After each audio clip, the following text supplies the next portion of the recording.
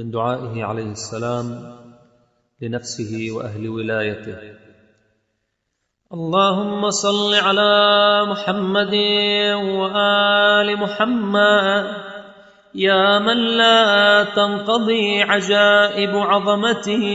صل على محمد وآله واحجبنا عن الإلحاد في عظمتك. ويا من لا تنتهي مدة ملكك، صل على محمد وآله وأعتق رقابنا من نقمتك. ويا من لا تفنى خزائن رحمتك، صل على محمد وآله واجعل لنا نصيبا في رحمتك.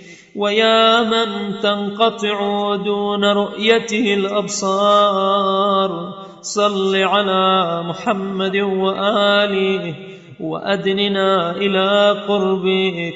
ويا من تصغر عند خطره الأخطار، صل على محمد وآله وكرمنا عليك. ويا من تظهر عنده بواطن الأخبار، صل على محمد وآله ولا تفضحنا لديك.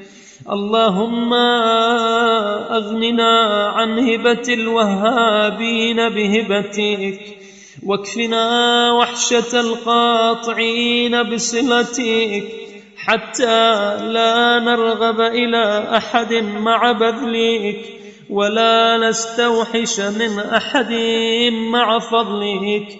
اللهم فصل على محمد وآله وكد لنا ولا تكد علينا، وامكر لنا ولا تمكر بنا، وأدلنا ولا تدل منا. اللهم صل على محمد وآله وقنا منك واحفظنا بك، واهدنا إليك ولا تباعدنا عنك. إن من تقيه يسلم، ومن تهديه يعلم، ومن تقربه إليك يغنم. اللهم صل على محمد وآله واكفنا حد نوائب الزمان وشر مصائد الشيطان ومرارة صولة السلطان. اللهم إنما يكتفي المكتفون بفضل قوتك، فصل على محمد وآله واكفنا. وإنما يعطي المعطون من فضل جدتك، فصل على محمد وآله وأعطنا. وإنما يهتدي المهتدون بنور وجهك، فصل على محمد وآله واهدنا. اللهم إنك من واليت لم يضرره خذلان الخاذلين، ومن أعطيت لم ينقصه منع المانعين، ومن هديت لم يغوي إضلال المضلين.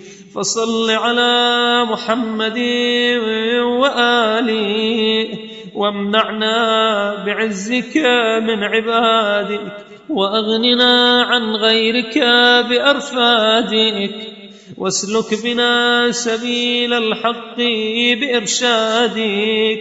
اللهم صل على محمد وآله واجعل سلامة قلوبنا في ذكر عظمتك، وفراغ أبداننا في شكر نعمتك، وانطلاق ألسنتنا في وصف منتك.